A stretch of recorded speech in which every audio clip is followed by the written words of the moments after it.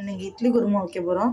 இட்லி குருமா வைக்க தேவையான பொருட்கள்: வெங்காயம், தக்காளி, பச்சை மிளகாய், இஞ்சி, பூண்டு, கருவேப்பிலை, கொத்தமல்லி, தேங்காய் ஒரு மூடி.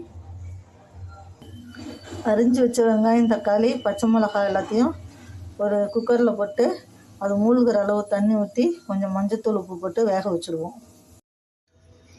இப்போ குருமா அரைக்க தேவையான பொருட்கள்: தேங்காய், ஒரு 2 ஸ்பூன் பொட்டுக்கடலை, கொஞ்சோண்டு பெருஞ்சீரகம். இதை போய் இப்போ அரைச்சிட்டு வந்துடுவோம். அதுக்குள்ளே தாளிக்கிறதுக்கு தேவையான பொருள் நுணுக்கிட்டு வந்துடுவோம். இஞ்சி, பூண்டு, 1 ஸ்பூன் பெருஞ்சீரகம், இதுதான் போட்டு தாளிக்கணும். அதுக்காக இதையும் போட்டு நுணுக்கிட்டு வந்துடுவோம். இப்போ குக்கரில் வச்ச வெங்காயம், தக்காளி 3 விசில் வந்துடுச்சு, ஆறிடுச்சு. இப்போ இதை திறந்துப்போம்.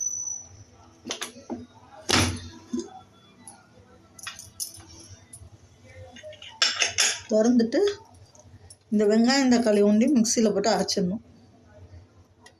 நம்ம சட்டி இருந்தால் கடைஞ்சிக்கலாம். சட்டி நம்மள்ட்ட இல்லாதனால இந்த வெங்காயம், தக்காளியை மிக்சியில் போட்டு ஒரு பல்ஸ் விட்டுக்குவோம். எல்லாத்தையுமே பல்ஸ் விட்டுடலாம்.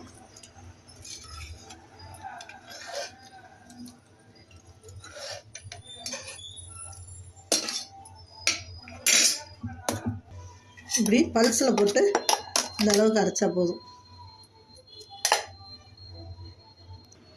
இப்போ நம்ம வெங்காயம், தக்காளி அரைச்சிட்டோம்.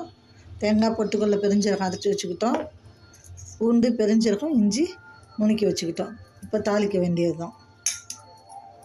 இப்போ குருமா தாளிக்கிறதுக்கு தேவையான பொருள்: ஒரு 3 சின்ன வெங்காயம், 3 பெரிய சின்ன சைஸ் பெரிய வெங்காயம் அரிஞ்சு வச்சுக்கிட்டோம் நைஸாக. ஒரே ஒரு தக்காளி, ஒரு 3 பச்சை மிளகாய், கொத்தமல்லி, கருவேப்பிலை, நம்ம தாளிக்கிறதுக்கு பிரிஞ்சி இலை, கல்பாசி, கொஞ்சம் உப்பு குருமாவுக்கு. நம்ம முன்னாடி ஒரு 10 வெங்காயம் போல் எடுத்து வச்சுருந்தோம். அதில் ஒரு 7 வெங்காயத்தை அரிஞ்சு வேக போட்டாச்சு. 4 தக்காளி எடுத்து வச்சுருந்தோம், அதில் 3 தக்காளியை வேக போட்டோம். ஒரு 10 மிளகாய் எடுத்து வச்சுருந்தோம், அதில் 7 மிளகாவை வேக போட்டாச்சு. வேக போட்டு அரைச்சி வச்சுட்டோம். இப்போ இதெல்லாம் போட்டு தாளிக்கணும். இப்போ ஒரு கடாயை வச்சுப்போம். இப்போ கடாயை வச்சு அடுப்பு பற்ற வச்சுட்டோம். கடாய் சூடு வந்துடுச்சு. இப்போ ஒரு 2 ஸ்பூன் எண்ணெய் ஊற்றிப்போம். இதுக்கு நிறையா எண்ணெய் ஆகாது, தாளிக்கிறதுக்கு மட்டும்தான் எண்ணெய் தேவைப்படும். எண்ணெய் சூடு ஏறிடுச்சு. இப்போ நம்ம எடுத்து வச்ச பிரிஞ்சி இலை, கல்பாசி இதை போட்டுப்போம்.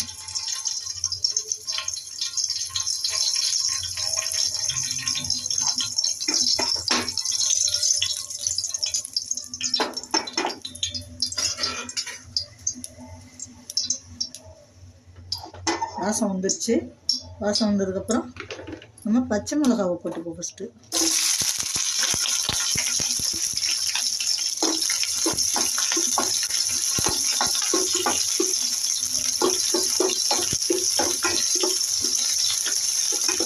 பச்சை மிளகாய் இது மாதிரி வெள்ளையாக, எப்பயுமே பச்சை மிளகாவை ஃபஸ்ட்டில் போட்டிங்கன்னா நல்லா காரமாக சாப்பிட்றவங்களுக்கு அந்த குழம்புலையாக இருந்தாலும் சரி, பிரியாணியாக இருந்தாலும் சரி, அந்த காரம் நல்லா இறங்கும். வெள்ளையாக வந்துடுச்சு, பொரிஞ்சிருச்சு பச்சை மிளகா. இப்போ தக்காளியை போட்டுப்போம். இது வெங்காயத்தை போட்டுப்போம்.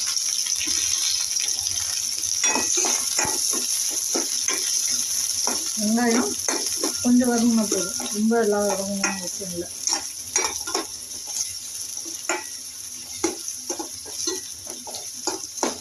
இப்போ நம்ம வெங்காயம் வதங்கிடுச்சு. இந்த தக்காளி மட்டும் வதக்கிக்கலாம்.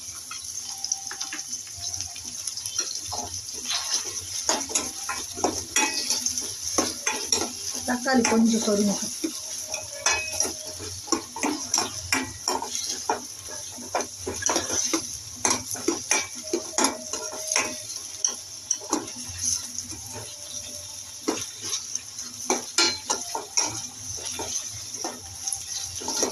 கொஞ்சம் வதங்கட்டும். வெங்காயம் நல்லா கொஞ்சம் குழையிற அளவுக்கு வந்துடுச்சு. இப்போ நம்ம இந்த நுணுக்கி வச்ச இஞ்சி, பூண்டு, பெருஞ்சீரகம் இதை போட்டுப்போம். போட்டுட்டு இது கொஞ்சம் பச்சை வாசனை போகிற வரைக்கும் வதக்கணும்.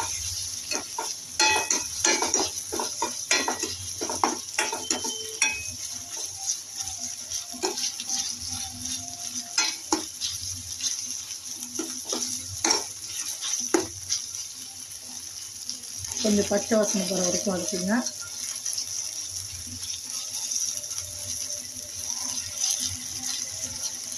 வதக்கிட்டு இதுலேயே கொஞ்சம் கருவேப்பிலை இப்போதைக்கு தாளிக்கிறதுக்கு பிச்சு போட்டுருங்க. லாஸ்ட்டாக கருவேப்பிலை கொத்தமல்லி போட்டுக்கலாம்.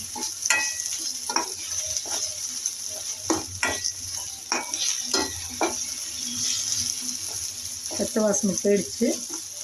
இப்போ நம்ம இந்த குக்கரில் இருக்கிற தண்ணி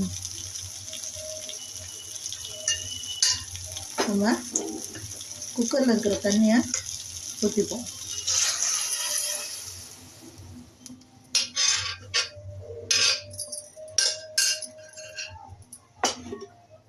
இப்போ இந்த அரைச்சி வச்ச வெங்காயம் தக்காளி பச்சை மிளகா இருக்குல்ல, அதையும் ஊற்றிப்போம்.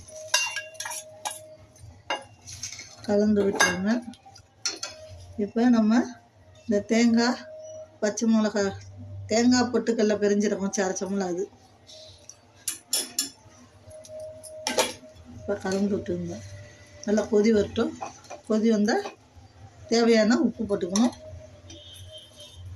வெங்காயம் தக்காளி வேகப்படும்போது போட்டிருக்கோம், அதனால் பார்த்துக்கிட்டு கொதி வரப்போ பார்த்துக்கிட்டு போட்டுக்கலாம். இப்போ இது நல்லா கொதி வரட்டும். இப்போ குருமா கொதிக்க ஆரம்பிச்சிடுச்சு. இப்போ டேஸ்ட்டு பார்த்துட்டு உப்பு இல்லைன்னா உப்பு போட்டுக்கணும், பத்தலைன்னா.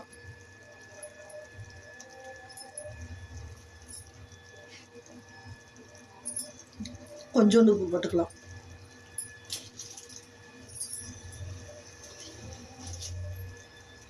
இந்த அளவு போட்டுக்கிறேன். திரும்ப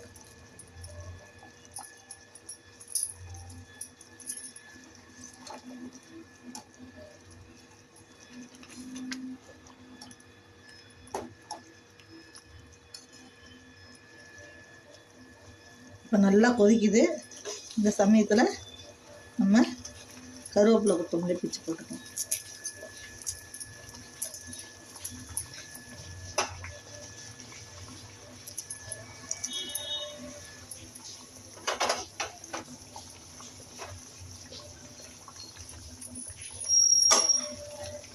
போட்டாச்சு, அவ்வளோதான். குருமா அடுப்பை ஆஃப் பண்ணிடலாம். இந்த குருமா இட்லி தோசை எல்லாத்துக்கும் சூப்பராக இருக்குங்க. எண்ணெய்னா அந்த அளவுக்கு ஆகாது. இது யார் வேணாலும் சாப்பிட்லாம், கம்மியான எண்ணெய் தான் ஆகும்.